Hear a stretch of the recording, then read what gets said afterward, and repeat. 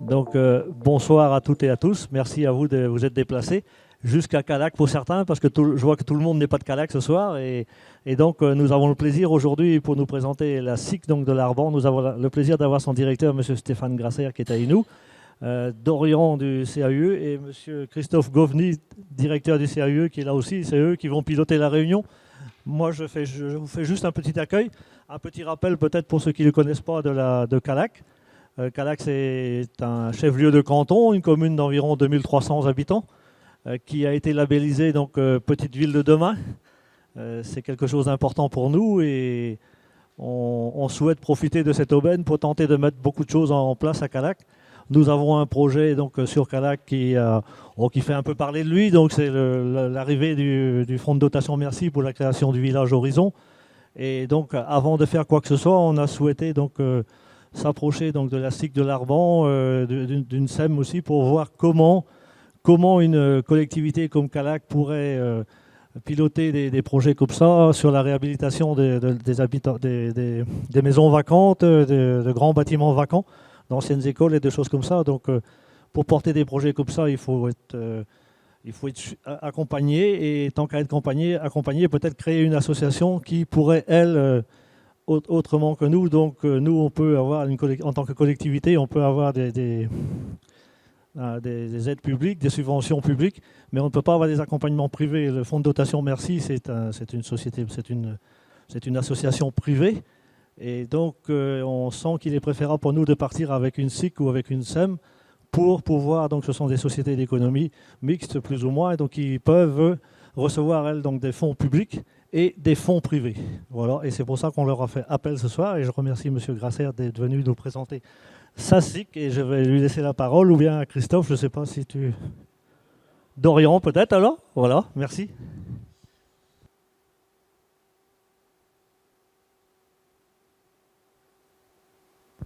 Non, je ne vais pas ajouter grand-chose. C'était principalement pour remercier la mairie de Callac déjà d'accueillir cette conférence. Aussi rappeler que cette conférence s'inscrit dans un cycle de conférences autour de la revitalisation de Centrebourg qui est organisé par l'agglomération de Guingamp-Paimpol.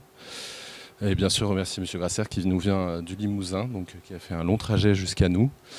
Non, je comptais dire à peu près ce que vient de dire M. le maire, donc finalement tout va bien. Donc on va laisser directement la parole à M. Grasser. L'idée, c'est du coup que M. Grasser nous présente un petit diaporama sur comment fonctionne la SIC et comment elle a été créée par chez lui. Et puis ensuite, on fera un temps d'échange où on pourra poser toutes les questions qu'on veut. Voilà. Donc je vous laisse prendre la main, du coup, M. Grasser. Merci. Bien, bonsoir à vous toutes et tous. Effectivement, je vais essayer d'expliciter un peu ce que c'est qu'une société coopérative d'intérêt collectif. Et pour ce faire, je vais à la fois présenter évidemment qui nous sommes, ce que c'est que cette structure qui est l'Arban. Je vais aussi, peut-être de manière un peu plus générique, vous dire en quelques mots à un moment donné ce que c'est qu'une SIC. Et puis, évidemment, on fera des allers-retours avec l'Arban dans son expérience propre, de manière à éclairer cet aspect.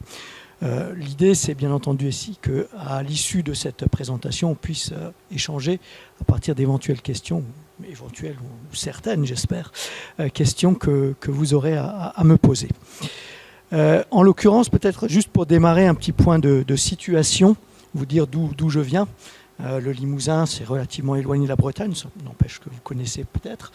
Moi, je viens d'une toute petite commune qui s'appelle Faux-la-Montagne, qui est basée en fait sur au cœur de cette ancienne région du Limousin, puisque le Limousin n'existe plus en tant que tel. Nous faisons partie dorénavant d'une espèce d'Autriche, puisque la Nouvelle-Aquitaine est à peu près grand comme l'Autriche.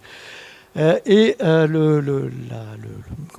commune dans laquelle est implanté l'Arban se situe en fait à la croisée des anciens départements qui composaient le Limousin, la Creuse, la Corrèze et la Haute-Vienne. Donc la petite flèche que vous avez là vous montre, peut-être qu'au fond vous ne le voyez pas, une petite tache bleue. Pour certains, ça dira peut-être quelque chose, le lac de Vassivière, un des grands lacs de cette montagne limousine. En fait, on se trouve à l'extrémité ouest du Massif central, pour faire simple, sur la zone d'altitude de cette ancienne région. Et toujours pour continuer le portrait du secteur, parce que ce n'est pas anodin, je voulais vous dire que donc on est dans une zone de montagne. L'altitude moyenne fait à peu près 700 mètres. C'est une zone qui est relativement pauvre, voire même très pauvre. Hein. La Creuse, on est en Creuse, dans le sud de la Creuse. C'est un des départements les plus pauvres de la région, et plus généralement de la France. Et qui dit département pauvre dit aussi un département ou un secteur qui a vu ses habitants partir. C'est des histoires qui résonnent peut-être aussi avec le centre-Bretagne, à tel point en tout cas que la région a touché à une sorte de point bas démographique avec des densités quand même qui frisent des sommets ou plutôt des abîmes, puisqu'on est plutôt à 8 habitants au kilomètre carré, donc relativement peu de monde, beaucoup d'arbres, de l'élevage aussi, pas mal, élevage historiquement ovin et aujourd'hui plutôt bovin. Donc une région très rurale, très peu peuplée, qui est occupée par une population qui est globalement assez peu fortunée. Voilà pour le paysage riant. Et sur ce territoire, donc, mais ça je vais vous l'expliquer un petit peu après, cette SIC a pris naissance il y a maintenant une douzaine d'années.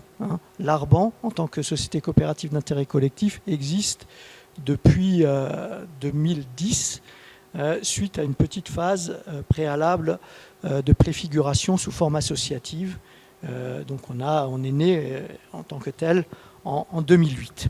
Et on est né pour faire deux choses, ou plutôt trois d'ailleurs.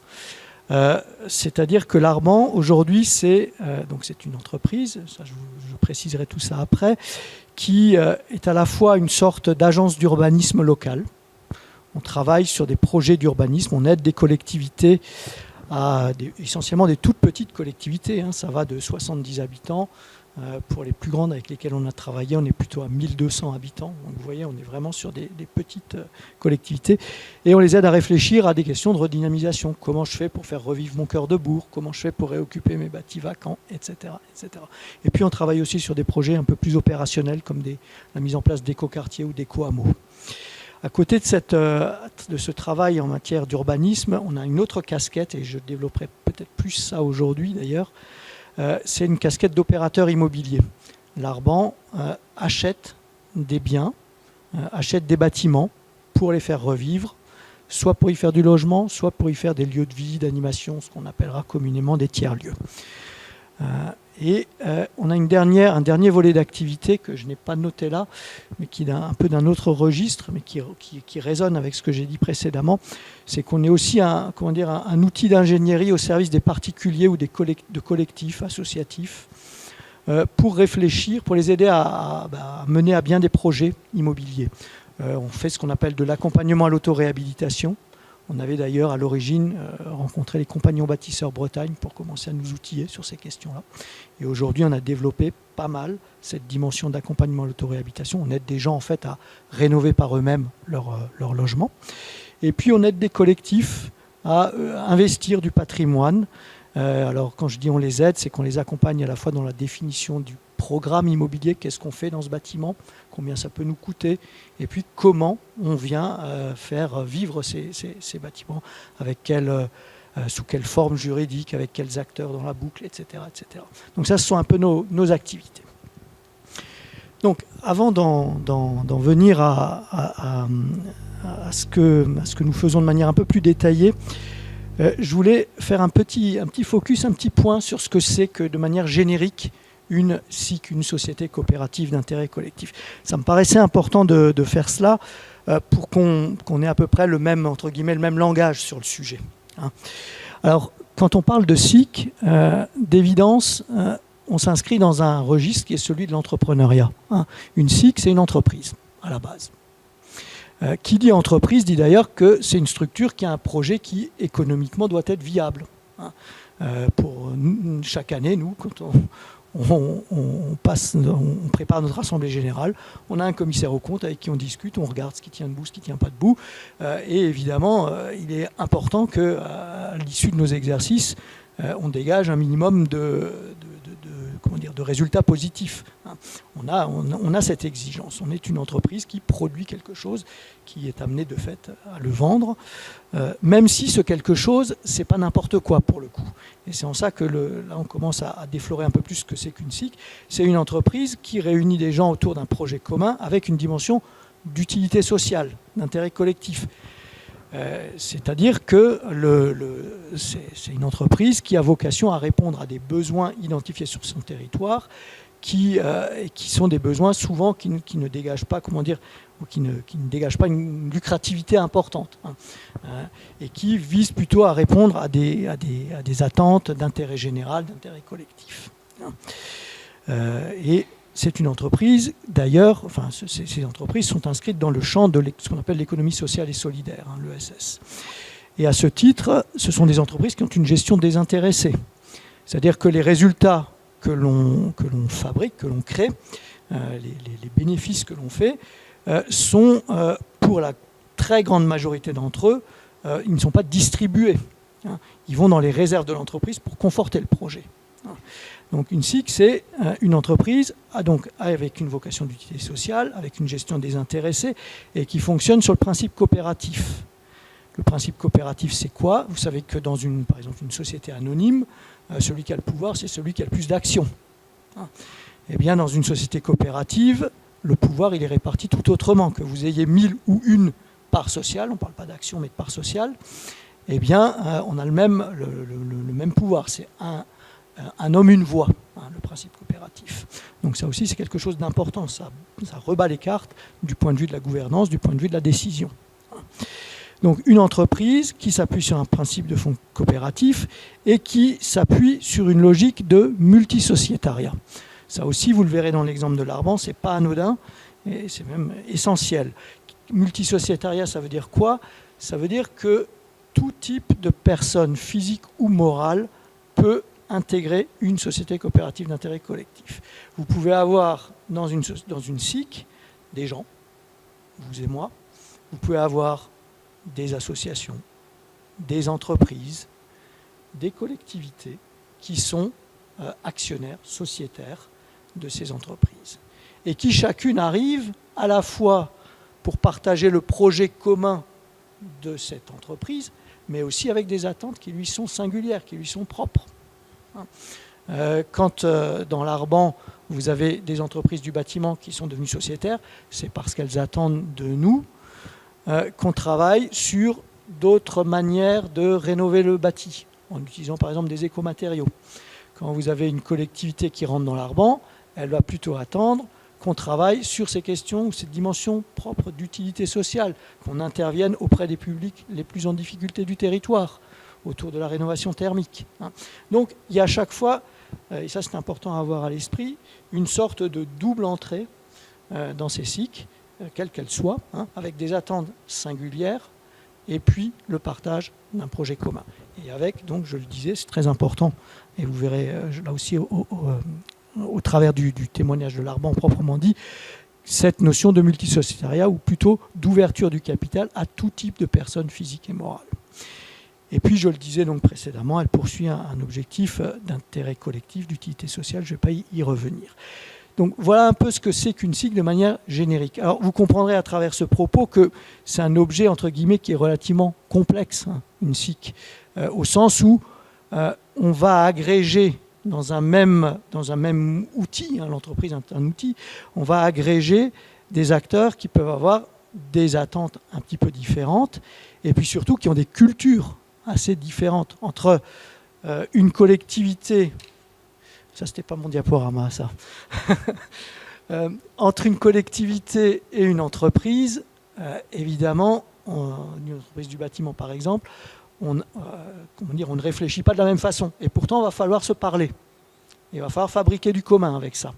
Donc pour moi une SIC, et ça c'est un premier point important que je voulais mettre en avant, moi j'ai souvent coutume de la présenter comme une sorte de plateforme ou un espace de dialogue entre des acteurs de nature très différente, mais qui vont devoir se mettre d'accord pour porter ce projet commun. Donc ça veut dire qu'il faut laisser des espaces, il faut laisser du temps pour que de la confiance s'instaure et pour que la parole circule entre ces acteurs. Ça, c'est un élément clé. Et quand on a préparé la soirée d'aujourd'hui avec Dorian, on évoquait aussi les écueils ou les enseignements qu'on peut tirer, que je peux tirer de notre expérience. Ça, c'est un des points importants, que de donner du temps et de l'attention à ce dialogue entre des acteurs, justement, de nature différente. Alors, je disais que c'était un objet complexe, notamment pour ce facteur-là. Et qui dit objet complexe dit aussi que il faut du temps pour le monter. Ça ne se fait pas en un claquement de doigts, une SIC. Quand je vous présentais notre structure dans les tout premiers mots, je disais qu'on avait 12 ans, mais avant 2 ans sous forme associative, 2 ans de préfiguration. Eh bien oui, il a fallu 2 ans pour fabriquer ensemble cette entreprise et pour mettre tout le monde d'accord, pour se dire ensemble, on va faire quoi ? Qu'est-ce qu'on va produire? Qu'est-ce qu'on va vendre? On va le faire avec quelle valeur? Avec quelle éthique? Et on va le faire avec quel mode de fonctionnement? Quelle gouvernance? Tout ça, il a fallu 2 ans pour le concevoir et le mettre en place. Alors des fois on peut aller plus vite évidemment, mais ce que je veux dire à travers ça, c'est que ce n'est pas une étape qu'il faut griller. Il ne faut pas se dépêcher de mettre en place une structure au motif qu'il y a un tel appel à projet ou qu'il faut aller vite. Il faut garder ce temps nécessaire de la coproduction justement de l'outil, avec peut-être 3-4 dimensions à travailler plus spécifiquement, et vous verrez, je vais les illustrer après justement au travers de l'exemple de l'Arban. Ces 3-4 dimensions, c'est quoi? C'est la question des fondamentaux ou de l'histoire sur laquelle on se fonde, qui me semble importante, ou des valeurs, pourrait-on dire. Bref, d'où on vient et qu'est-ce qu'on affirme. Ça, c'est un élément important. Précisément parce qu'on se réclame de l'économie sociale, on se réclame d'une utilité sociale, d'un intérêt collectif. Ça a besoin d'être défini. Je fais une parenthèse. Quand on s'est créé en SIC, c'est plus le cas aujourd'hui, mais à l'époque, il y avait un agrément qui était donné par la préfecture, les services de l'État, et qui reconnaissait cette valeur d'utilité sociale. Aujourd'hui, il suffit de l'argumenter, de l'affirmer pour que ce soit valable. Mais tout ça pour dire qu'il y a quand même un travail particulier. Enfin, c'est une dimension particulière de ces entreprises et qui explique certains bénéfices, notamment ce multisociétaire, le fait que les collectivités puissent rentrer dans les entreprises, ça se justifie de ce point de vue-là. Donc, d'où on vient, quels sont les fondamentaux?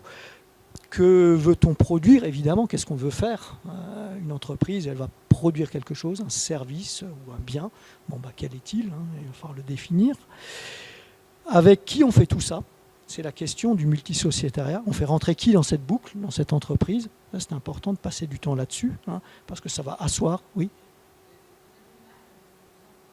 Ah.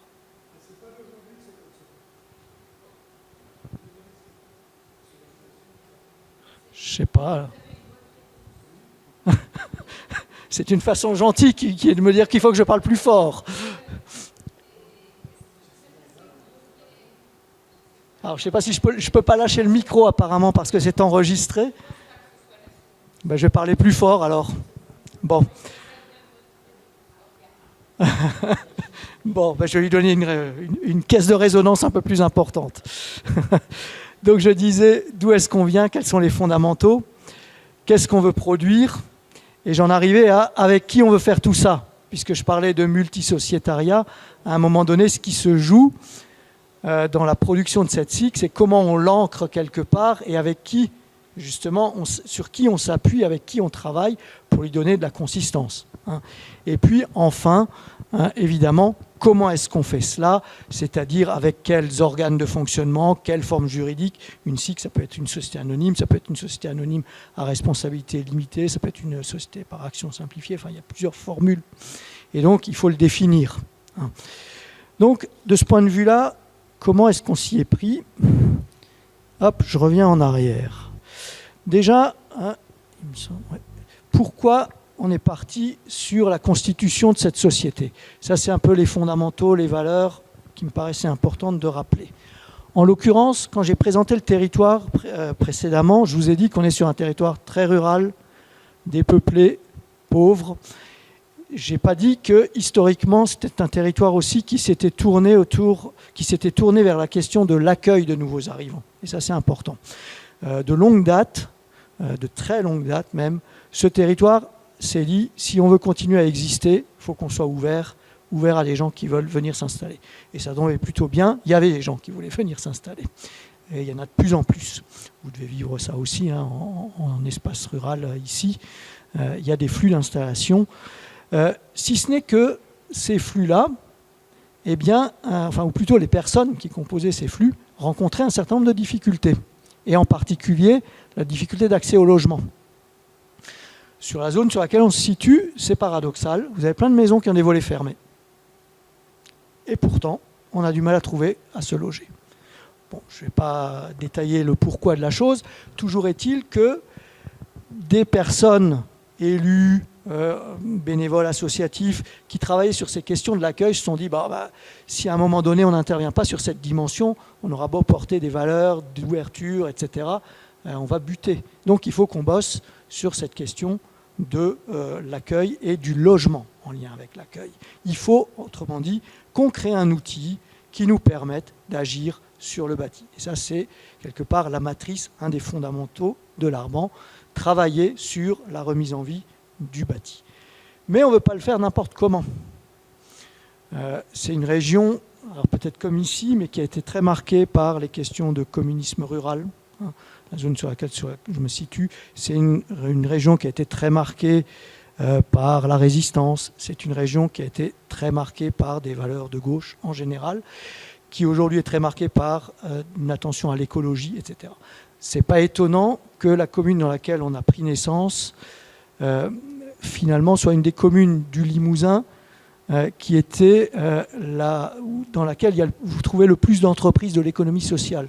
Vous avez une des très rares, il n'y en a plus que 3 en France, sociétés anonymes à participation ouvrière. Vous avez plusieurs associations de l'économie sociale qui sont des associations employeuses. Vous avez eu donc la 2e SIC du Limousin qui s'est créée dans cette commune. Bon, il y a toute cette histoire. Toujours ça pour dire qu'il y avait évidemment la volonté d'inscrire le projet dans une logique justement d'économie sociale, dans une logique démocratique. Et le modèle de la SIC, de ce point de vue-là, ou plutôt de la coopérative, le modèle coopératif a d'emblée été regardé avec une certaine bienveillance. Donc, un territoire sur lequel on a du mal à accéder au logement, sur lequel il faut créer un outil pour peser sur cette variable, un territoire sur lequel les valeurs de l'économie sociale étaient très présentes, donc logique coopérative, et puis un territoire sur lequel, comme beaucoup de territoires ruraux, les services publics, la puissance publique avait tendance à se retirer, et dans laquelle l'ingénierie territoriale avait tendance à s'étioler. Alors, quand on s'est créé, il y avait un parc naturel régional qui venait de naître depuis quelques années, qui était en voie de confortation, qui apportait une ingénierie, mais qui, mine de rien, porte sur plus de 120, quasi 130 communes, donc on n'est pas dans le plus fin du territoire. Et puis, les intercommunalités du secteur, elles, très pauvres, étaient largement peu outillées pour venir accompagner les collectivités. Donc un besoin d'ingénierie aussi. Et tous ces ingrédients-là, petit à petit, ont conduit à constituer cet outil que je vous ai décrit précédemment, et on conduit à le constituer aussi, mais avec une logique qui était une logique que je dis de développement local, au sens où tous ces acteurs réunis là, dont je vous faisais part précédemment, se sont dit on a besoin de constituer un outil à notre image, à notre mesure, et qu'on va conduire, qu'on va diriger dans une logique plutôt du bas vers le haut, pas dans une logique ascendante et pas dans une logique descendante. On a besoin de se donner les moyens de notre propre développement, dit autrement. Et c'est en ça que je parle de la SIC, de l'Arban, comme d'un outil de développement local. À travers, et ça se retrouve à travers justement la représentation du sociétariat. C'est une pluralité d'acteurs du territoire qui s'est dit on va se doter de cet outil pour nos propres besoins. Et cette pluralité, justement, quelle est-elle? Alors je saute un peu à différents endroits de mon diaporama, mais c'est le propos un peu qui veut ça. Cette pluralité, on va la retrouver au travers des 170 sociétaires qui aujourd'hui composent l'Arban. Dans l'Arban, vous avez des habitants du territoire, monsieur tout le monde, madame tout le monde. Vous avez des entreprises du territoire, aussi bien des entreprises, des artisans, des entreprises de la construction, que d'autres types d'entrepreneurs, paysagistes, architectes, par exemple, qui ont évidemment des activités en lien avec ce que l'on fait.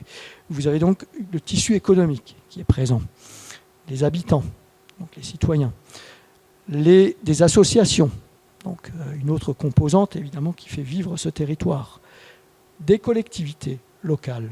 Parmi les collectivités locales, vous allez trouver qui? Des communes sur lesquelles on intervient ou pas d'ailleurs. Vous allez trouver l'intercommunalité dans laquelle on se situe. Vous allez trouver le parc naturel régional de Millevaches en Limousin, puisqu'on est au cœur de ce parc, et que d'ailleurs, dans les prémices de la constitution de l'Arban, on a travaillé beaucoup avec le parc, avec l'idée de créer, entre guillemets, l'agence d'urbanisme du parc, si vous voulez. On va trouver le conseil départemental de la Creuse. Donc, une diversité d'acteurs publics qui se sont dit, on a là un outil pour venir déployer nos politiques aussi, sur le territoire, ou à tout le moins pour venir travailler sur des dimensions qui nous intéressent. Donc aujourd'hui, 170 sociétaires, 500 000 euros de capital, et une SIC qui est organisée, alors on est une société anonyme, et qui est organisée avec un conseil d'administration de 12 membres, dans lequel vous allez retrouver la même diversité que ce sociétariat que je vous ai présenté. Et puis une assemblée générale, évidemment, ça fonctionne, c'est un mixte finalement entre une entreprise et une association, une SIC, une assemblée générale qui va regrouper cette diversité d'acteurs au travers de 4 collèges, ce qu'on a appelé les investisseurs solidaires, des gens qui sont intéressés par l'Arban, qui l'ont soutenu, mais qui n'ont pas plus envie que ça de se mouiller dans son histoire, l'ont soutenu essentiellement financièrement. Un collège dit des bénéficiaires, là on va retrouver essentiellement les collectivités locales et quelques-uns des locataires du parc de l'Arban aujourd'hui, les professionnels de l'éco-construction et de l'urbanisme, et puis des acteurs de la société civile. Pourquoi on a fait ces collèges? Tout simplement parce qu'on a considéré que tous ces acteurs dont je parle, et je reviens à cette notion de multisociétariat que j'ai évoquée, ils sont rentrés dans la SIC avec des motivations qui pouvaient être un petit peu distinctes. Les investisseurs solidaires, je l'ai dit précédemment, eux ils se sont dit, ce truc, ça nous paraît chouette, ça nous paraît intéressant, mais voilà, on va donner un coup de pouce et on se retire de l'histoire, entre guillemets. À l'inverse, des collectivités ou des entreprises du bâtiment ou des urbanistes, des architectes sont rentrés avec des attentes métiers, en se disant, avec cet outil, on va repenser un petit peu différemment la pratique de l'urbanisme, avec des dimensions participatives notamment. Des professionnels de l'éco-construction se sont dit, ah ben c'est peut-être l'occasion, à travers les chantiers que vous allez faire, de tester des matériaux, de voir un peu comment on peut intégrer des problématiques d'éco-construction ou d'éco-rénovation, etc., etc. Donc ces motivations finalement elles transparaissent, et puis des motivations qui sont peut-être plus politiques. Les acteurs dits de la société civile, c'est des acteurs, notamment les porteurs initiaux du projet, qui avaient une attente politique très forte, il faut être très clair. Ils se sont dit, cet outil, ça doit nous permettre de porter nos valeurs et d'agir concrètement sur notre territoire à travers ces valeurs, et donc de faire évoluer le territoire sur lequel on se situe. Bon, et pour finir sur la gouvernance, on a aussi une tête de SIC qui est bicéphale. C'était un choix avec d'une part un directeur général, en l'occurrence moi, qui porte plutôt la dimension opérationnelle de la SIC, et un président qui est plus porteur, lui, de la dimension politique de cette structure dans les liens avec nos partenaires. Donc, ensuite, bon, pourquoi la SIC? Ça, je ne vais pas y revenir, je vous l'ai dit dans mon propos. J'insiste juste sur la dimension de l'entreprise ou de la société. On a choisi parce que était en débat à l'origine de la SIC deux formes possibles, l'association ou la société, justement. Et avec des débats qui ont été assez enlevés pour finalement venir sur le terrain de l'entreprise, considérant qu'il était plus logique de prendre ce statut-là, compte tenu à la fois de l'ampleur des fonds qu'on allait être amené à manier, faire de l'immobilier, ça coûte cher, entre guillemets, et puis parce qu'il y avait une production effective, et que c'était plus logique pour les porteurs initiaux du projet que de le faire sous un statut entrepreneurial, que de le faire sous un statut associatif. Et l'association, qui a d'ailleurs donc constitué les prémices de la SIC, s'est transformée, elle a disparu, elle s'est transformée en société coopérative. Dans d'autres cas de SIC que je connais, les associations perdurent et deviennent membres, un des sociétaires de la structure, voire incarne un des collèges, les collèges de fondateurs par exemple de la structure. Ce n'est pas le choix que nous avons fait, mais on a abandonné cette dimension associative.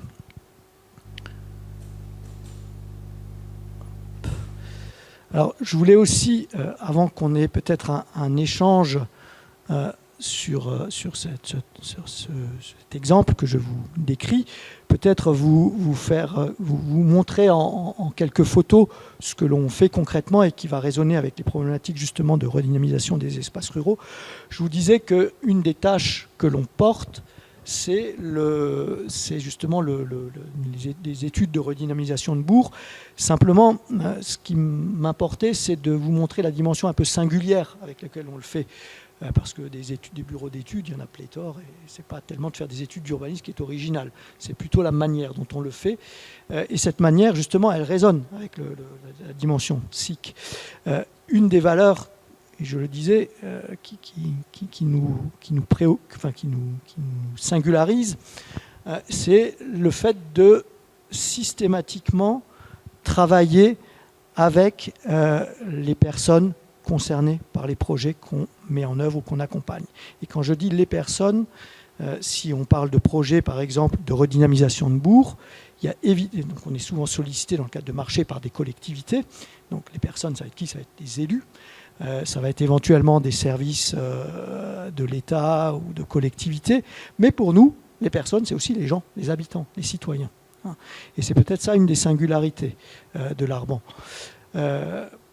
Parce que tout simplement, on considère qu'un projet, quel qu'il soit, il ne s'agit pas spécialement d'urbanisme, mais en l'occurrence, un projet d'urbanisme, il est d'autant mieux pensé et singulier, adapté à son territoire, qu'il met autour de la table l'ensemble des parties prenantes d'une histoire.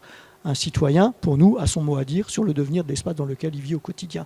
Et en plus, il est, entre guillemets, un sachant de son territoire. C'est-à-dire qu'il y a une expertise, pour parler des grands mots, d'usage, qui est souvent méconnue ou pas utilisée. Et pour le coup, nous, c'est une parole qu'on a envie systématiquement d'entendre. Et donc, dans nos démarches, on ouvre sans cesse nos ateliers, nos temps de travail aux habitants des espaces sur lesquels on bosse. Donc voilà, il y a quelques photos qui le montrent avec là une première photo où on est en train de remplir sur une carte avec les habitants du coin les logements vides, les logements pleins. On peut aller chercher des fichiers auprès de la DDT ou ailleurs, des impôts qui sont souvent pas à jour. C'est autrement plus à jour quand on parle aux gens. Ah ben oui, chez mon voisin, lui, en fait, c'est vide, il vient jamais. Ben voilà, c'est des types de bénéfices qu'on retire de ce genre d'exercice. Vous avez une autre photo là où on est en train de procéder à l'implantation des bâtiments d'un futur écoquartier.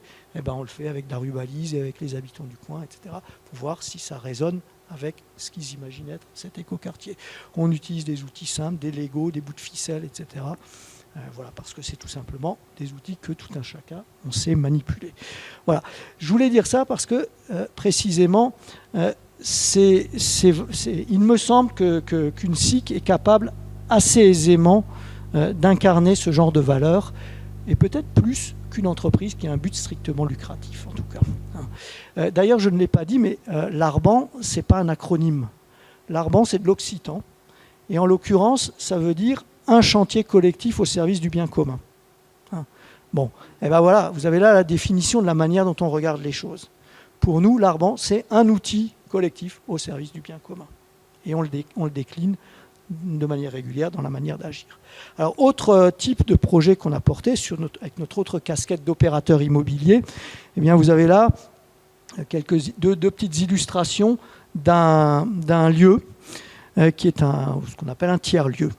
Ça a été notre première opération de cette nature. Je vous disais, quand on s'est créé, une des attentes fortes qui avait été exprimée par les porteurs du projet, c'était de faire revivre du logement. Et d'ailleurs, nos premières opérations ont été des opérations de logement. Mais très vite, en fait, les acteurs du coin sont venus nous voir en disant eh bien, là, en l'occurrence, par exemple, une association, La Bascule, dans une petite commune de 450 habitants, est venue nous voir en disant voilà, nous, on a un projet de réinvestir un bâtiment, mais ce bâtiment est à vendre, mais si nous, on va voir la banque, c'est plié, ils vont nourrir René, jamais nous vendons ce bâtiment. Est-ce que vous seriez prêt à l'acheter ? Sur le coup, on s'est un peu regardé en disant ouais, pourquoi pas. Enfin, c'est pas a priori pour ça qu'on s'était créé. Et puis à y réfléchir, on s'est dit mais si, c'est bien pour ça qu'on a été créé. C'est bien pour créer un outil. On est un outil au service du développement du territoire, de l'accueil, à travers la composante immobilière. Eh bien, ok, allons-y. Et donc, on a bossé avec cette structure pour définir le programme. On va faire quoi là-dedans ? Qu'est-ce que ça veut dire comme travaux ? Ça va coûter combien ? Comment on peut trouver de l'argent, etc. Et à nouveau, vous allez voir que cette dimension participative qui, à mon avis, incarne bien les SIC, eh ben, on l'a retrouvée dans le projet. C'est un projet à 200 000 euros à peu près, 230 000 euros. 120 000 euros d'acquisition, plus des travaux. On ne les avait pas dans notre poche. Donc nous, on a dit à cette association, à ce collectif, ok, on veut bien y aller avec vous, mais il va falloir que vous nous aidiez à trouver de l'argent. Il va falloir que vous nous aidiez à nous recapitaliser.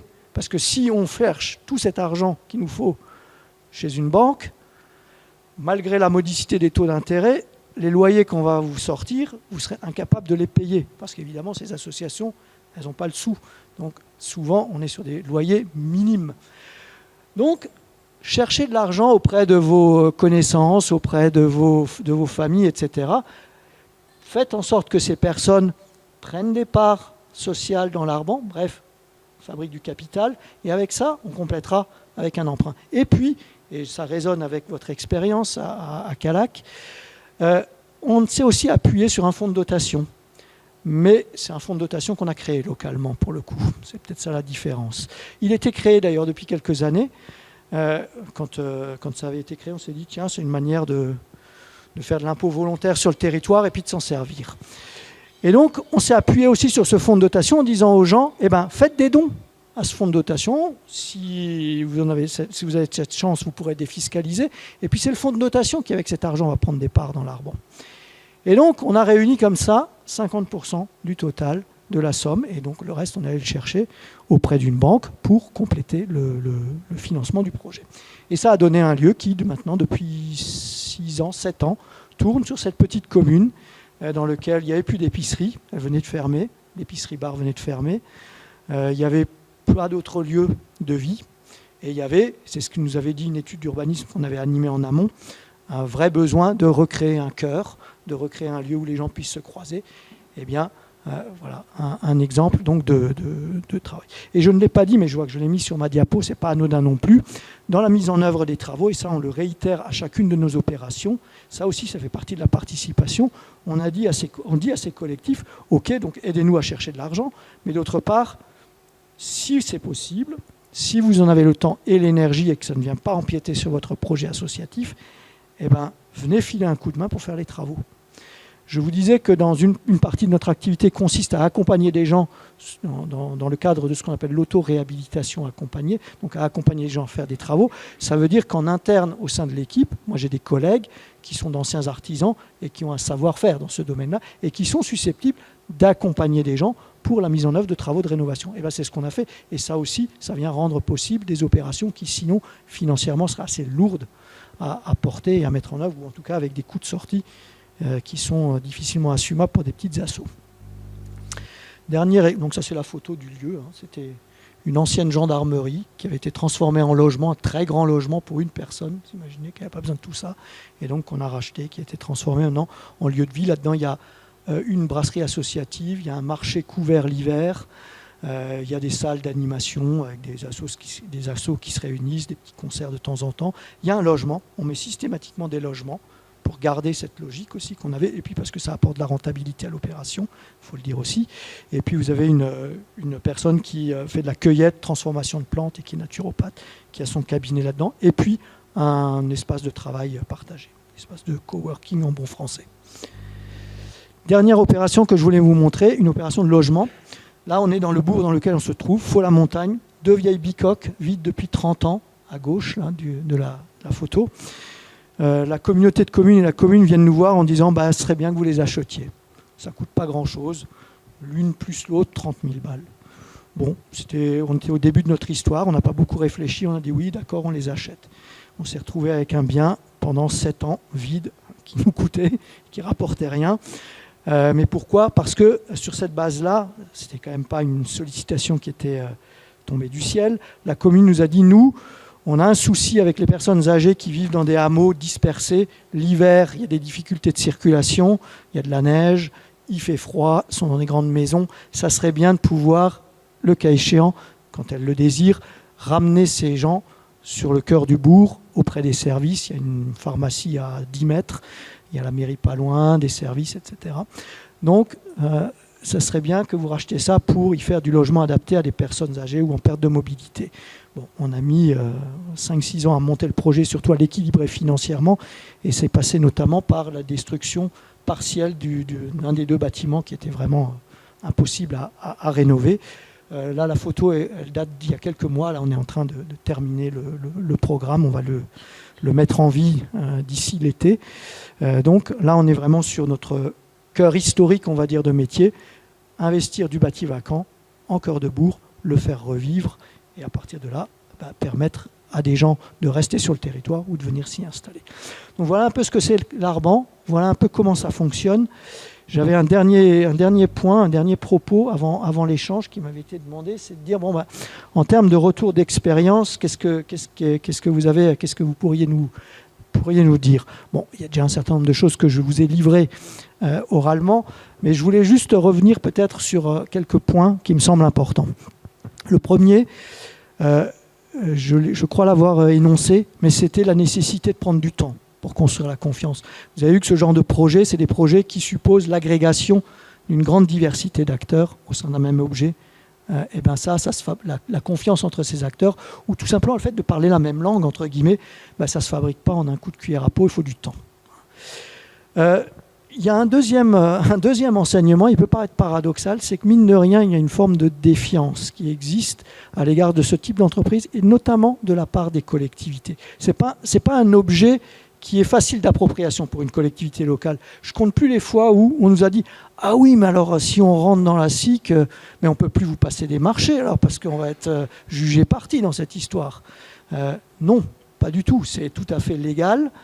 Il faut s'entourer de quelques précautions, mais ce n'est pas parce qu'une collectivité est sociétaire de l'Arban et a une voix comme les 169 autres qu'elle va pouvoir influer sur la décision de l'Arban. Donc il y a une défiance qui existe. Elle est souvent le fruit de méconnaissances. C'est des sujets qui sont aujourd'hui balisés juridiquement et il n'y a pas de conflit d'intérêts. Mais toujours est-il que ça peut peser sur les expériences. Il faut le travailler, ça aussi. Il y a la question du capital variable. J'en ai pas encore parlé, mais voilà, je vous disais 500 000 euros. Il y a dans les 500 000 euros, l'essentiel du sociétariat, c'est des gens qui ont amené des petites sommes. Une part, c'est 150 euros. Il y en a quelques-uns qui ont amené des grosses sommes. Et comme c'est une société à capital variable, vous avez des entrées, vous avez des sorties. Et quand votre capital, vous l'avez utilisé, vous l'avez immobilisé sur des opérations, ou dans une autre cycle sur la production de quelque chose, il est plus si libre d'emploi que ça. Donc il faut avoir à l'idée que souvent, quand c'est des grosses sommes qui rentrent, c'est parce qu'il y a de la défiscalisation derrière, il va falloir anticiper ces entrées-sorties. Donc il y a une attention, on est dans une entreprise, je le répète, il y a une attention à avoir sur les variables économiques. La question de l'animation du sociétariat. Je vous disais qu'à plusieurs reprises déjà, je vous ai dit combien il était important de faire dialoguer les parties prenantes. Sauf qu'à côté de ça, il faut produire, il faut faire tenir debout l'entreprise. Et animer le sociétariat, ça ne rapporte rien. Donc ce n'est pas le truc qu'on fait en se levant le matin tout de suite. Et c'est un peu le parent pauvre de ces histoires. En tout cas, moi je m'en rends compte dans l'Arban. Et ça, même si une bonne partie des sociétaires sont classés dans la catégorie dite des investisseurs solidaires, donc ceux qui regardent ça d'un peu loin et qui n'attendent pas tous les 4 matins pour qu'on les appelle, il y en a d'autres qui rentrent là-dedans pour qu'il se passe des choses et que ça leur rapporte aussi du point de vue intellectuel, ou en tout cas qui participent d'une aventure. Et ça, il faut l'animer. Et ce n'est pas évident. Ça demande du temps qui n'est pas facile de dégager quand vous êtes une petite structure. Et puis, bien entendu, il y a la question des équilibres économiques, qui est un peu je dirais que là derrière, il y a une sorte de quadrature du cercle.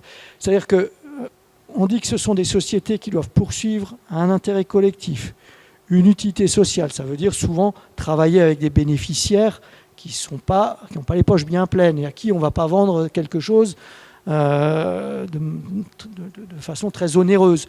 Donc on joue la rentabilité sur ça se joue souvent, c'est fragile, quoi. Hein, c'est pas évident. Et quelque part, souvent, on demande à ces entreprises d'être rentables là où les trois quarts ne le sont pas. Pourquoi il n'y a pas d'ingénierie, de bureaux d'études ou d'opérateurs immobiliers, de promoteurs qui vont dans les campagnes? C'est parce que la rentabilité locative, elle est nulle.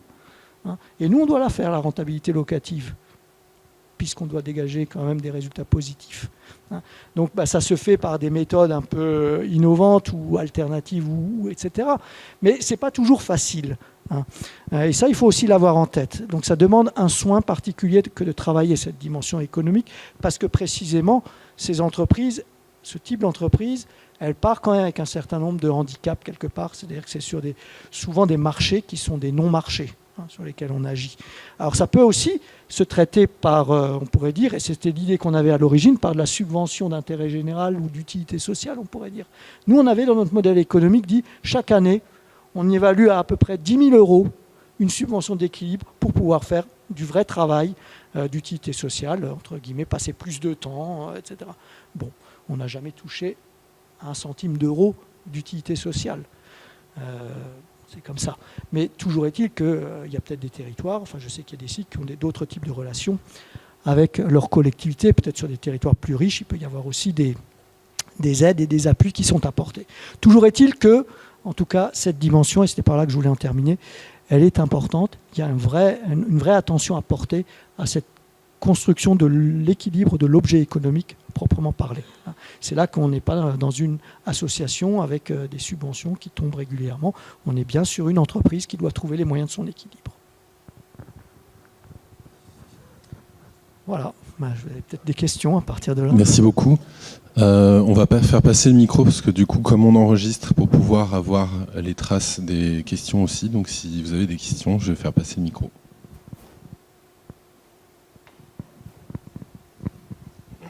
Oui, juste si vous pouvez vous présenter rapidement avant de poser la question, comme ça on pourra situer un peu aussi.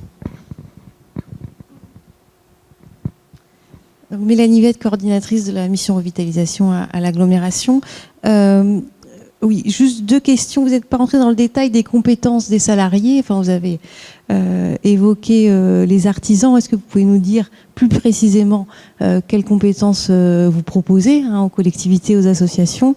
Et puis la deuxième question, est-ce que vous gérez vraiment l'aspect, la location, la gestion locative, ou vous la déléguez? Alors, concernant, je vais prendre la deuxième tout de suite, ça va être très rapide, on assure la gestion locative en propre. Et on a même d'ailleurs essayé à un moment donné de créer un service de gestion locative pour les propriétaires privés du territoire, parce que on avait identifié l'absence de ce service comme un possible frein à la mise en location de biens. Bon, ça n'a pas fonctionné. En tout cas, le volume pour faire tenir un bout de poste était trop important par rapport à ce qui nous est revenu. Mais pour ce qui concerne notre patrimoine, on assure en propre la gestion locative.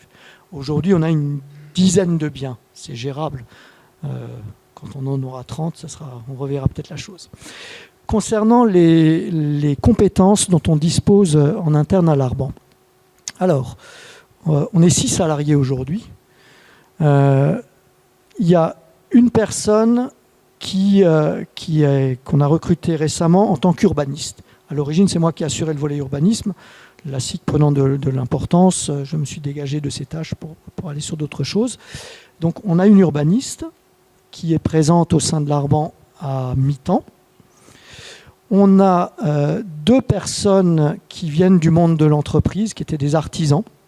Alors l'un d'entre eux est un artisan ingénieur en fait, mais tous les 2 avec des expériences dans le domaine de la maçonnerie en particulier, et qui donc assument les tâches d'accompagnement à l'autoréhabilitation. C'est eux qui travaillent avec soit des collectivités très rarement, mais plutôt des privés, des particuliers, sur la rénovation de leur propre logement.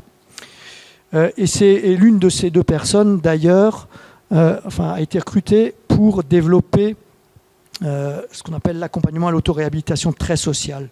Donc travailler avec des gens en très grande précarité, avec une dimension, en lien avec des assistantes sociales, etc. Donc là, on est c'est un projet qu'on est en train d'amorcer. Donc 2 personnes avec une dimension plus métier bâtiment.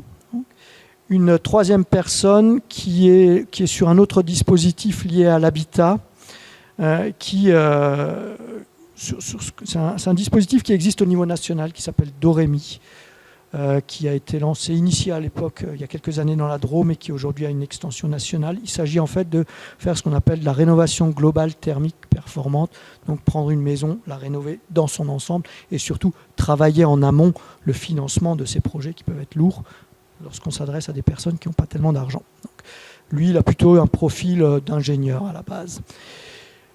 Une autre personne, une cinquième, qui elle travaille, qui a plutôt une tâche de gestion administrative et financière de l'Arban, gestion sociale. Et puis je ne l'ai pas dit, moi, qui est un profil d'urbaniste à la base, qui aujourd'hui suis directeur de l'Arban et qui assume aussi tout le volet ingénierie financière des projets immobiliers, tel celui que je vous ai présenté, la renouée, le tiers-lieu ou le projet des maisons pour personnes âgées. Voilà les compétences.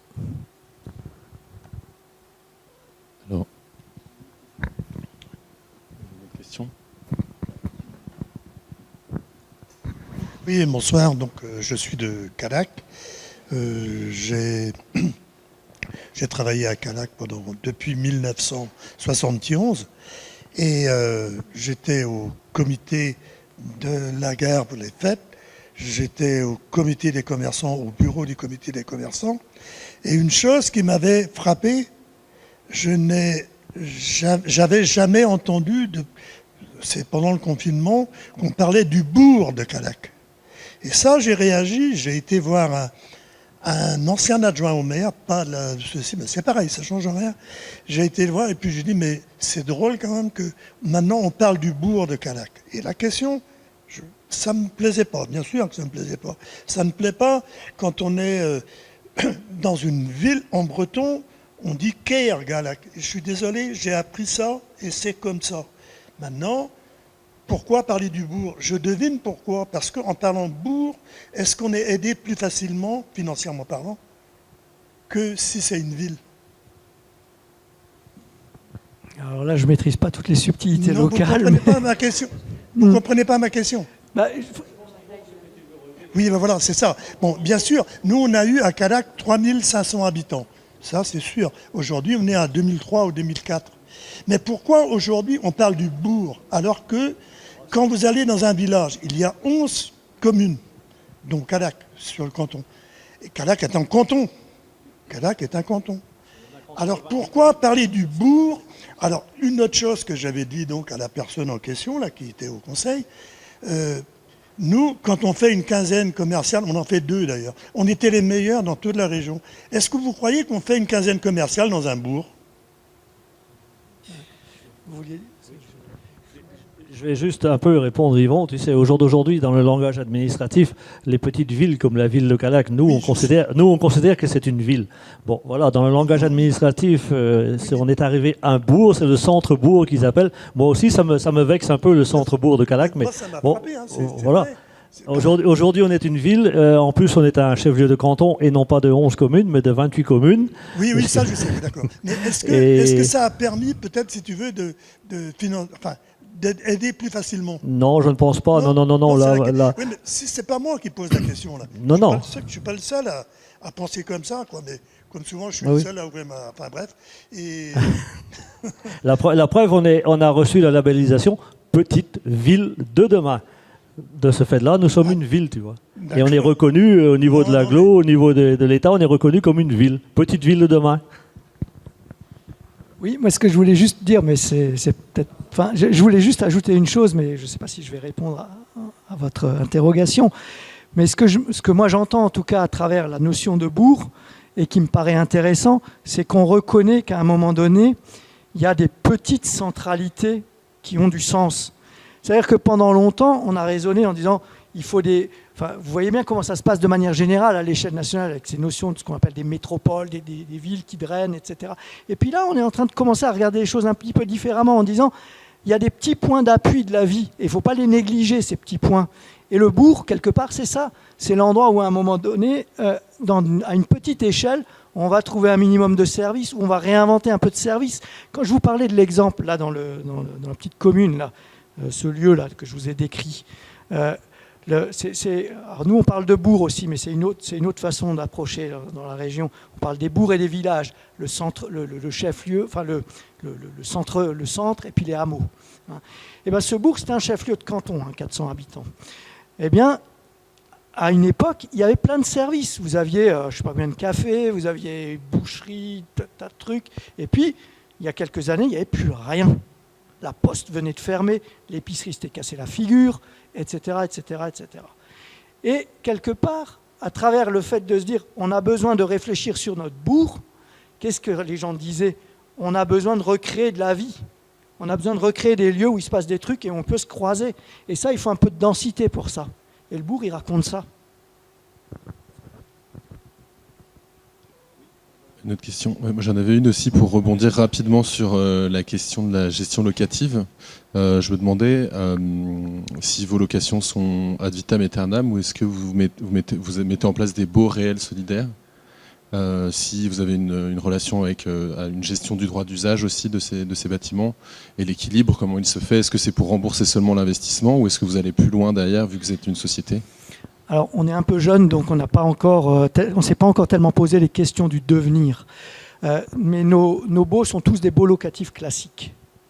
Et a priori, et ça fait partie de notre éthique, on s'est dit que notre objectif, c'était de soustraire un certain nombre de biens à des logiques de marché, notamment de soustraire une partie du marché touristique. Parce on est quand même sur un secteur moins qu'ici, mais qui peut être touristique, vers le lac de Hassivière. Il peut y avoir la volonté, et c'est récurrent, ces volets fermés, ce sont des résidences secondaires qui ne sont presque pas utilisées dans l'année. Et l'idée, c'était aussi de soustraire ces biens à ce type d'usage pour en faire des lieux de vie à l'année. Et donc, on a plutôt l'intention, et c'est ce que l'on se dit et qu'on se répète à chaque assemblée générale, de constituer ce qu'on appelle des biens communs immobiliers. En fait, la SIC, c'est un outil collectif qui crée un patrimoine collectif sur le territoire et qui a vocation à le pérenniser. Alors, peut-être que des lieux de vie et d'animation, à terme, il y a des structures qui vont dire on s'est enrichi, mais on est prêt à le racheter et on va le faire vivre. Peut-être que ça adviendra. Le logement, a priori, on est plutôt dans une logique de constitution de biens pérennes dans le temps.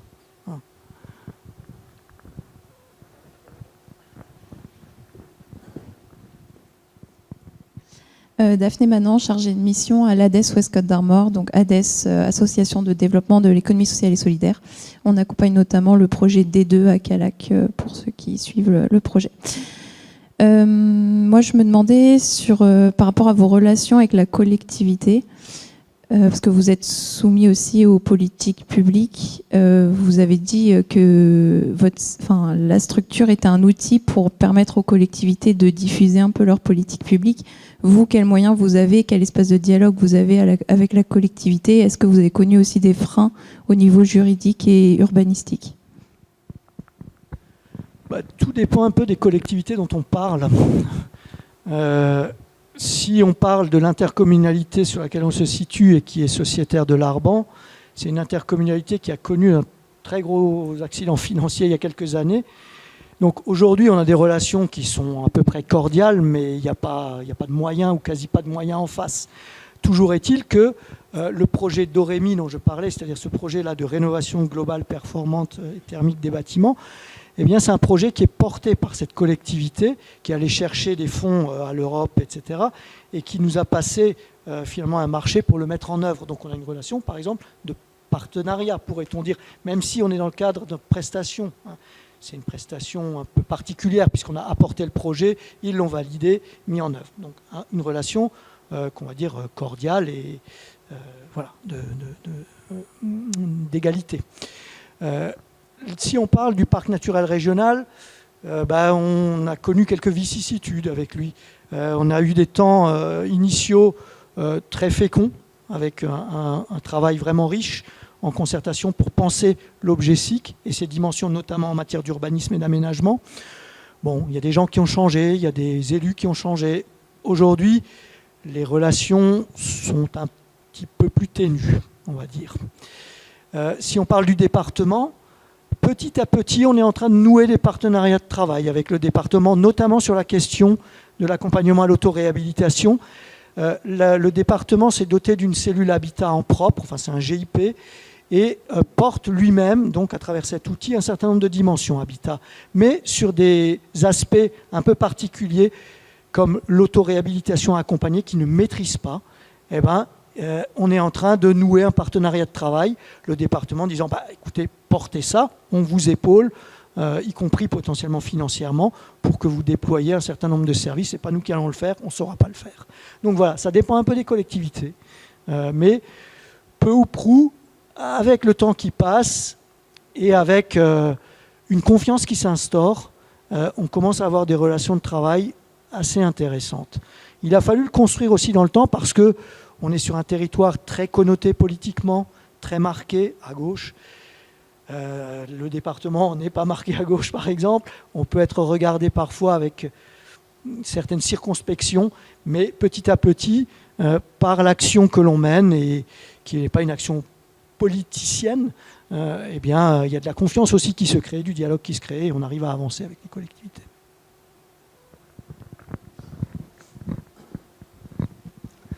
Thierry Troel, maire de Glomel. Je suis aussi vice-président de la CCKB. Et j'avais une question aussi à vous poser là-dessus, puisqu'on se pose la question au travers de la construction du PLUI, de la prise de compétences de Habitat.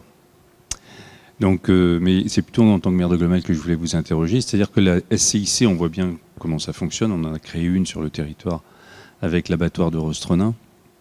Mais du coup, la construction du partenariat et la manière de s'adresser aux différents partenaires, c'était sous l'angle de l'intérêt.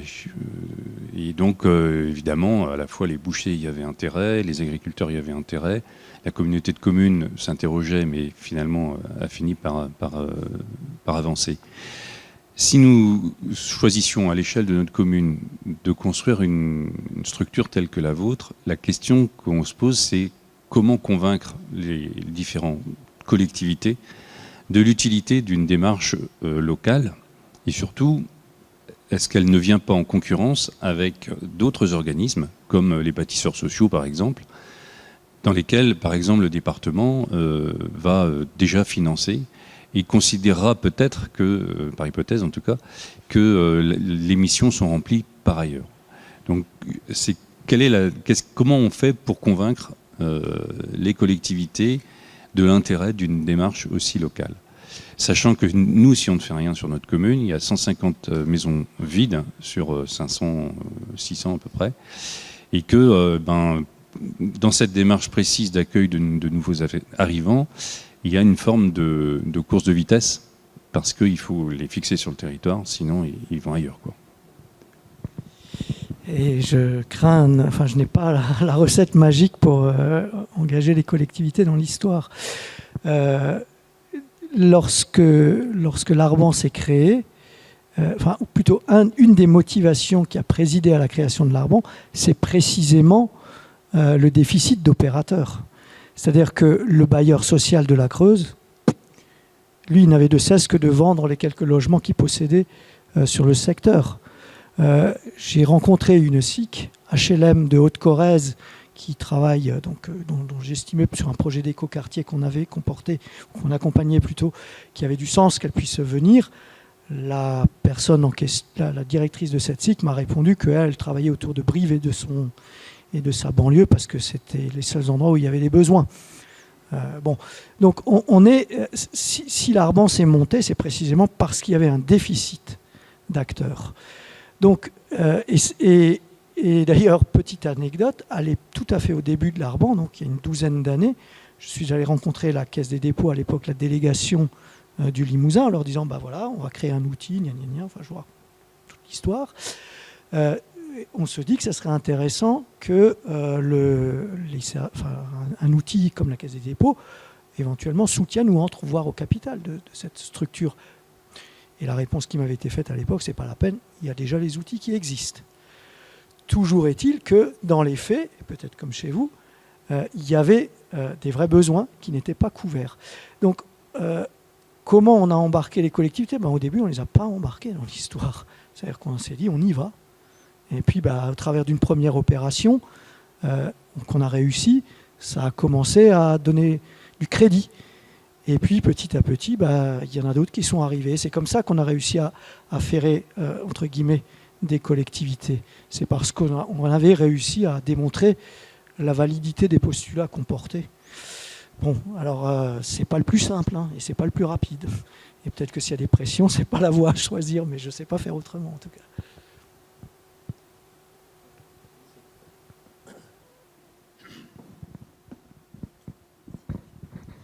Oui, donc Lise Bouillot, conseillère municipale.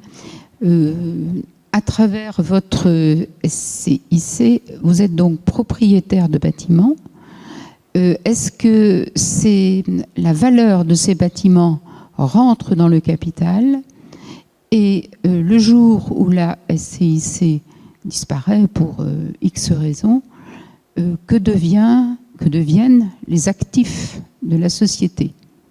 Puisque un homme, une voix, parce que c'est fragile quand même. Vous nous avez dit que c'était une structure fragile, avec une économie fragile. Hein, avec les recettes, d'après ce que je comprends, uniquement sur des loyers. Ah, oui, des subventions, sans aucun doute aussi. Non, alors vous allez me répondre. Alors, merci. Le patrimoine immobilier rentre au bilan de l'Arban. Hein. C'est-à-dire que tous ces biens que l'on a acquis aujourd'hui font partie, donc sont inscrits au bilan, et ça constitue la richesse effectivement de l'Arban. Notre modèle économique, il est, par rapport à ce que vous venez d'évoquer, il est construit de la manière suivante en fait. Bon, je disais que la SIC pouvait être fragile, elle l'est de moins en moins. Elle l'est de moins en moins parce que, pour plusieurs raisons. Un, parce que justement le patrimoine s'accroît et la richesse intrinsèque de la société, de ce fait-là, s'accroît.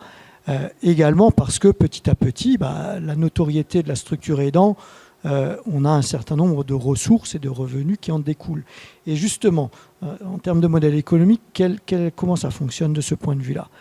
Les ressources de l'Arban, annuellement, sont composées de deux grands types d'apports. Il y a effectivement les rentrées locatives, mais pour l'heure, la majeure partie de nos ressources, elles sont issues des prestations qu'on assure.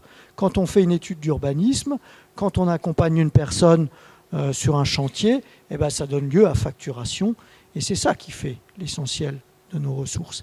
Et on a toujours été très vigilants là-dessus, d'ailleurs, depuis l'origine. Le capital ne devait en aucune façon, le capital glané au départ, en aucune façon ne devait servir à nous payer, mais bien à fabriquer, au contraire, le patrimoine immobilier. Hein. Le capital, il est immobilisé dans des opérations immobilières de très long terme. Et tout ce qui fait le fonctionnement et la rotation de nos revenus, de nos ressources, ce sont les prestations. Et un petit peu de subventions sur les opérations.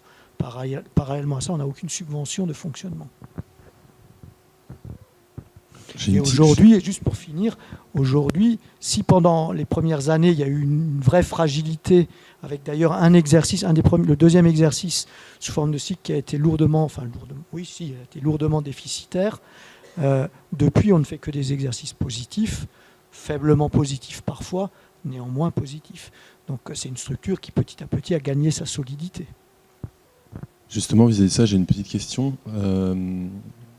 Vous disiez, vous atteignez toujours un petit positif, mais vous ne vous permettez pas, par exemple, de faire certaines opérations déficitaires quand vous savez que vous allez en avoir une qui va être vraiment positive de l'autre côté. Est-ce que vous vous permettez, par exemple, de faire des équilibres avec plusieurs opérations plutôt que juste sur une seule? Alors, pour l'heure, on n'a jamais fait ça par prudence. C'est-à-dire que quand on a 2, 3, 4 opérations, si on commence à monter des opérations déficitaires, on peut vite couler la structure. Il s'avère que actuellement, on est sur une opération où on a eu pas mal de mauvaises surprises et il est fort probable qu'elle soit légèrement déficitaire, en tout cas sur sa première partie. Ça, maintenant, on peut commencer à l'absorber, si ce n'est pas des gros déficits. En tout cas, les arguments, ou plutôt les arguments, les éléments qui nous permettent de valider a priori une opération immobilière, un achat de biens par exemple et des travaux, je vais reprendre. Quand on est sollicité, systématiquement, en amont de l'achat, on travaille des prévisionnels. Et s'il s'avère que ces prévisionnels sont structurellement négatifs, on ne fait pas le pas d'aller à l'acquisition, en toute transparence avec les personnes ou les collectifs qui nous sollicitent. Il peut s'avérer qu'après, une fois qu'on découvre réellement l'opération, l'état effectif d'un bien, etc., la marge, par exemple, se réduit, voire devient légèrement négative. Ça, aujourd'hui, on peut se permettre de l'absorber. Mais jamais on ne prend une décision d'aller sur une opération si elle est négative, pour le moment en tout cas. Oui, bonjour, Christian Préjean, maire de Plogonvert, une petite commune à côté, et vice-président à Guingamp-Paimpol agglomération. Une question qu'on se pose, nous, maires, dans nos petits bourgs, justement, c'est les centres sont en train de se dépeupler, ou vont se dépeupler, vu l'âge moyen qu'il peut y avoir, et un manque d'attrait, souvent, dans ces cœurs de village, manque d'attrait des habitations. Est-ce que vous avez travaillé sur cette attractivité, pour redonner de l'attractivité dans les cœurs de bourg, et redonner de la vie, justement ? Écoutez, votre question, elle résonne très bien avec la dernière opération que j'ai montrée. Là, ces deux maisons qu'on avait acquises dans le bourg là, pour faire de l'habitat adapté aux personnes âgées. Je vous disais, il y avait deux photos, avec d'un côté les deux bâtiments anciens, je ne sais pas si vous vous souvenez, et puis de l'autre le chantier actuel. Et je vous disais, il y a une maison qu'on a dû partiellement démolir. Alors si on l'a démolie partiellement, cette maison, c'est pour deux raisons. D'une part, elle était tellement mal foutue que la remettre à niveau en termes de confort de vie d'aujourd'hui, ça générait des coûts complètement délirants. Et deuxièmement, parce qu'en la démolissant, justement, on avait un impact à la fois sur la structure urbaine de ce petit îlot et sur la qualité même du bâtiment qu'on conservait, parce que tout simplement, à travers cette démolition, on offrait des espaces extérieurs semi-privatifs, alors que ce sont des maisons mitoyennes sans aucun jardin. Donc on réfléchit systématiquement à cette dimension de la, on réfléchit à la qualité intrinsèque des biens et à leur adéquation avec les manières de vivre et les besoins des gens d'aujourd'hui. Ça nous amène à ce genre de préconisation ou à ce genre d'opération. Dans des opérations, dans des accompagnements qu'on effectue auprès de collectivités, je pense là à un travail qu'on a fait avec une commune de 800 habitants, on avait travaillé spécifiquement 5 biens vacants, dont un qui était par exemple une petite maisonnette sans jardin, attenante à une autre petite maisonnette. Et on avait, en lien avec la commune, on avait préconisé, ce qui s'est fait d'ailleurs, l'intervention de l'établissement public foncier régional pour acheter les deux, démolir une des deux, conserver l'autre, recréer un ténement unique et créer un jardin. Donc vous voyez, il y a, si effectivement, enfin, ce que vous soulevez à travers votre question et qui me paraît important, c'est que si effectivement on veut que des gens reviennent habiter dans des cœurs de bourg avec des bâtis souvent anciens, mitoyens, peu lumineux, il faut qu'on repense la conception même de ces bâtiments. Alors ça peut passer par des ouvertures, mais ça peut passer aussi par de l'acquisition, de démolition, de la reconfiguration parcellaire, du travail à l'îlot, etc. Sinon, de fait, on risque de conserver des biens soit sur lesquels il y a énormément de rotation parce que c'est pas sympa, soit des biens qui resteront vides tout simplement.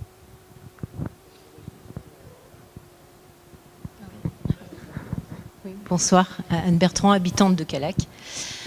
Concernant les investisseurs privés, donc j'ai bien compris qu'ils étaient solidaires, donc ils n'attendent pas de retour sur investissement. Mais est-ce qu'il peut y en avoir qui arrivent avec des exigences particulières auxquelles ils tiennent, hein. Et si c'est le cas, comment ça se passe? Parce que leur voix ne vaudra pas plus que les autres participants. Et donc, enfin, je sais pas, est-ce que vous avez déjà eu ce cas-là? Est-ce qu'ils peuvent se retirer de projets parce que les exigences ne sont pas remplies? Alors, on n'a jamais eu ce cas de figure au sens où certains seraient entrés, par exemple, avec des exigences de rentabilité ou de rémunération des parts sociales. On n'a pas rencontré ce cas de figure. Le cas de figure qu'on a rencontré, et je l'ai évoqué, c'est plutôt des gens qui sont rentrés avec une sympathie pour le projet, mais tout à la fois en ayant une logique financière. C'est-à-dire, je défiscalise, et je mets beaucoup d'argent, mais je défiscalise. Et donc, quand on défiscalise, on est obligé de conserver ses parts sociales pendant 5 ans minimum, et à partir de 5 ans, en tout cas, on peut ressortir. Et c'est ce qui se fait. Et ça a plutôt une incidence sur la trésorerie de l'entreprise, quand c'est des grosses sommes, et sur la nécessité de conserver un volant de capital non affecté qu'on peut redégager. Parce que là, quand une personne dit moi je veux récupérer mes 30 000 balles, il faut pouvoir les libérer. Enfin, après, on a aussi travaillé nos statuts, et retravaillé nos statuts d'ailleurs, pour se protéger un peu des effets de ce type d'entrée-sortie, en se donnant la liberté, ou la possibilité plutôt, de rembourser en 5 ans, notamment ces grosses sommes, pour protéger la structure. C'est plutôt ce type de cas de figure auquel on a fait face, que des exigences politiques ou autres. Ça, on n'a pas connu pour l'heure. Merci.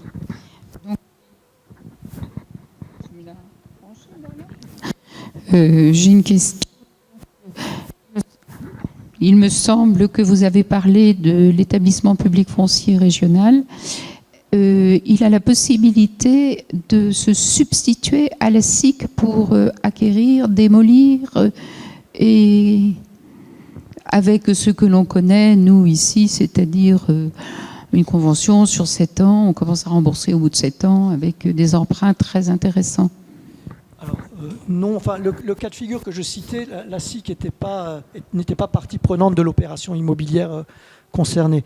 C'était dans le cadre d'une prestation d'accompagnement d'une petite commune, et on avait suggéré le missionnement au bénéfice de la commune de l'EPF. Maintenant, on pourrait imaginer on a failli faire ça, puis finalement on ne l'a pas fait, mais qu'une commune sur laquelle on était susceptible d'intervenir missionne l'EPF pour acheter un bien avant de nous le revendre à nous. On aurait pu le faire, on ne l'a pas fait. Pas en direct. Qu'est-ce que vous voulez dire par en direct? Ah.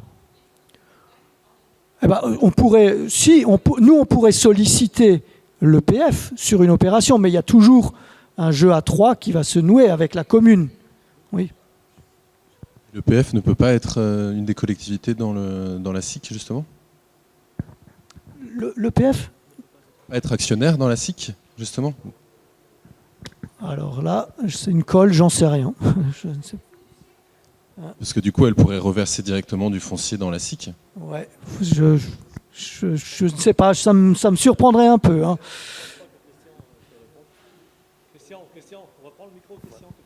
L'EPF peut revendre à la SIC, à une SIC, un bien à partir du moment où la commune le délègue pour la revente. C'est-à-dire qu'elle se retire du rachat et qu'elle délègue la revente à la SIC. Par contre, elle ne peut pas participer, c'est pas une structure qui est appelée à participer dans des SIC, quelles qu'elles soient, ou de SAS, ou peu importe quel modèle d'infrastructure.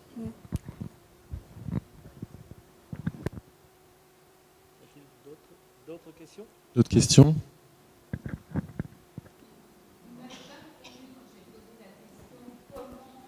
Attendez.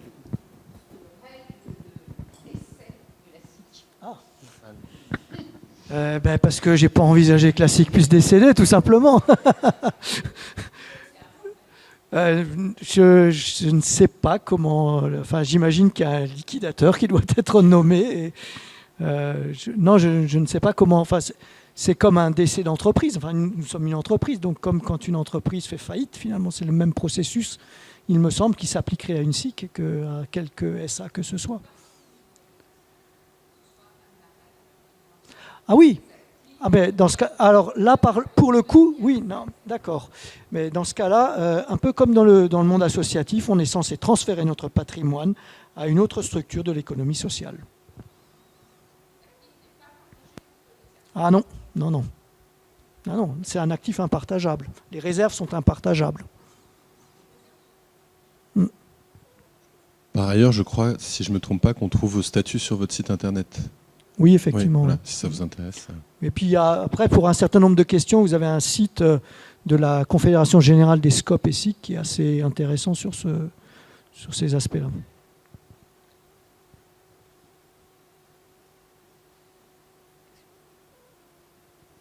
C'est plus une question de curiosité, mais le fait de toucher aucune subvention de fonctionnement, c'est un choix assumé ou enfin un choix par défaut?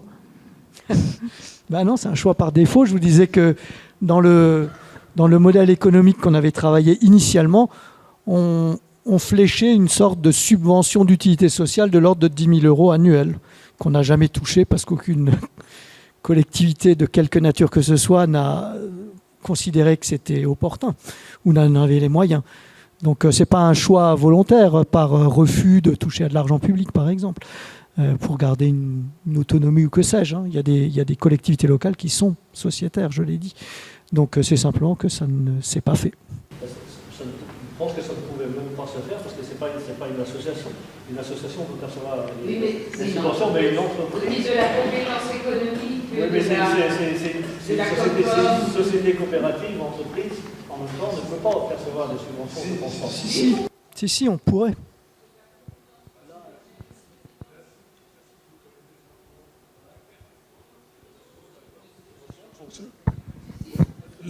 La SIC Bocagénèse, avec qui on travaille, où travaillent plusieurs collectivités autour qui est sur la plaquette bourg, sur Guingamp-Paimpol, sur l'Axe, sur Creil-Braze aussi d'ailleurs, je crois, participe. Alors, machin, on travaille sur le fonctionnement. Et il n'y a aucun souci là-dessus.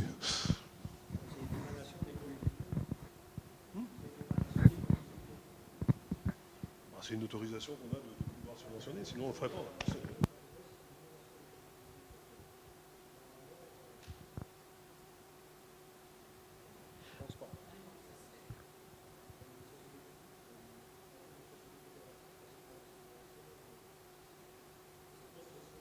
Ouais, je pense que le statut, ça me Si, mais ponctuellement, nous, on a eu des... Alors, c'est plutôt des aides qu'on a pu toucher, mais de la région Nouvelle-Aquitaine, par exemple, sur un recrutement, par exemple, à un moment donné.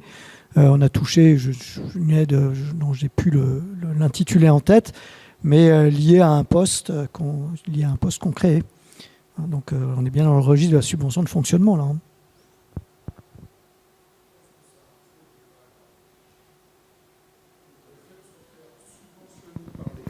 Nous avons des territoires suffisamment riches de savoir-faire, de dynamique pour se passer de tout ça. Et en fait, je pense que c'est un piège. C'est-à-dire demander des subsides, quémander carrément. Là, on quémande. Là, dans le Creil-Braze, on quémande. Ça suffit, quoi, maintenant. Matpelzo. Et il y a un moment donné, on peut se démerder entre nous avec tout le savoir-faire, toute la richesse qu'on a. Et après, c'est à nous d'inventer des nouveaux systèmes pour vivre correctement, c'est-à-dire de la médecine, du savoir, de la langue, un toit sur la tête. Et on n'a pas besoin d'avoir un rêve américain, quoi. Et moi, je pense que quand monsieur demande comment on va attirer les gens ici, c'est surtout pas en créant tout ce que fait toutes les grandes agglomérations. On va les attirer parce qu'on est des belles personnes, quoi. Voilà, c'est tout. Bon, non, c'est intéressant. Hein. Parce que moi, depuis tout à l'heure, on me parle d'économie, on me parle d'une société. Effectivement, tu la colles et ça marche hyper bien, ton truc-là. Tu vois? Non, mais franchement, j'adore. Mais il y a un moment donné, tu sais très bien que tu demandes des subsides, quoi. Et tu es toujours dépendant des autres. Putain, quand est-ce qu'on est indépendant, quoi? Alors qu'on a tout ce qu'il faut, quoi. Tous les gens qui composent cette assemblée, ils sont beaux, ils ont une langue, une culture, et je peux te dire que tu vas attirer des gens. Hein. Si tu fais cette société-là, elle est belle comme toi. Je veux quand même juste, mais juste préciser une chose, parce que peut-être que j'ai pas été suffisamment explicite. Moi, j'ai le droit d'avoir cette parole. D'accord, s'il vous plaît. Et je pense qu'on est absolument d'accord. Chacun a la liberté de parole.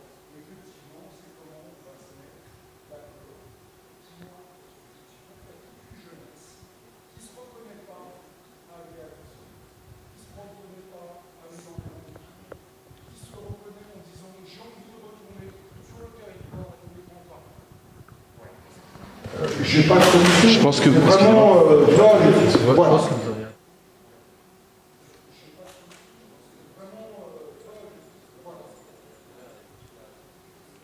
Oui, non, mais c'était juste une petite précision parce que ça me semble important de signifier que, pour le coup, on est plutôt dans ce registre-là. C'est-à-dire que les différents projets que je citais, et plus généralement la marge de la SIC, elle ne repose pas sur des subsides publics. Pas du tout. Et au contraire, quand on s'est plutôt créé dans un contexte qui n'était pas très porteur. Je disais qu'on réussissait à travailler correctement avec le parc, mais le parc, il n'a pas financé la structure. Il a participé à des réflexions. Et non, mais j'entends bien, je ne l'ai pas pris comme tel. C'est juste par rapport à la nature de l'objet qui résonne avec une partie du propos. C'est-à-dire que si cette SIC s'est créée, c'est précisément parce qu'il y a des gens sur le territoire où je suis qui se sont dit on a la capacité et l'intelligence de créer un outil pour répondre à nos besoins. Simplement, on ne va pas le faire de manière, sans lien possible avec d'autres. Et quand le dialogue se fait, et se fait bien, eh ben, c'est plutôt chouette et intelligent. Et puis des fois, ça passe pas. Eh bien oui. Et quand il ne se fait pas, on se démerde. Et la renouée, que je citais, ce tiers-lieu, je n'ai pas raconté toute l'histoire, mais ce lieu devait se faire. On avait mené une étude d'urbanisme sur la commune. Le maire de la commune en question se rapproche de nous en disant « Bon, écoutez, ils avaient identifié un autre bien que celui-là. Ça vous intéresserait de le prendre en gestion? La commune va le racheter et on vous fera un bail amphithéotique. » Et finalement, les élections 2014 arrivent là-dessus. Le gars, il se fait balayer. Et la personne qui le remplace, c'était exclu. Ce projet-là était exclu pour elle. Eh bien, qu'est-ce qu'on a fait? On s'est dit « Eh ben, on va faire 100. » D'où tout ce travail de collecte, de souscription et de collecte d'argent dans les réseaux d'amitié de connaissances, le fait qu'on s'est débrouillé tout seul, et le projet aujourd'hui, il est emblématique. Bon, donc voilà, ça résonne. Je dis juste que quand on peut travailler en bonne intelligence avec les collectivités, faisons-le, ça donne de la puissance.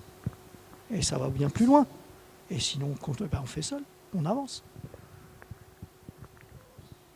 Je pense qu'on va pouvoir clore. On pourra continuer les discussions en informel. Je ne sais pas s'il y a d'autres questions. Non. Bon, on va laisser la parole à Christophe, directeur de la réunion. Non, Et après la réunion, donc, pour vous remercier de votre présence, on vous offre un petit pot de l'amitié. Voilà. On est toujours bien accueillis à Calac. Bon, c'est parfait. Merci, monsieur le maire. Merci pour votre chose, parce que là, c'est... Conclusion, pardon, Ah, c'est moi qui ai conclu. D'accord. Exactement. Non, je suis resté silencieux parce qu'en fait, on a appris plein de trucs ce soir. On connaît la SIC, mais en fait, quand elle est incarnée et qu'on nous l'explique en détail et qu'on transfère en fait les projets sur notre territoire, parce que mentalement, c'est un peu moi, c'est le travail que j'ai fait toute la soirée. Oui, évidemment, on adhère. Et c'est cette idée aussi, mais je suis d'accord avec monsieur, cette idée de l'indépendance, que les habitants prennent les choses en main et les projets naissent de cette énergie, de cette volonté. Oui, on ne peut que souscrire à ce type de montage. Donc merci pour vos explications.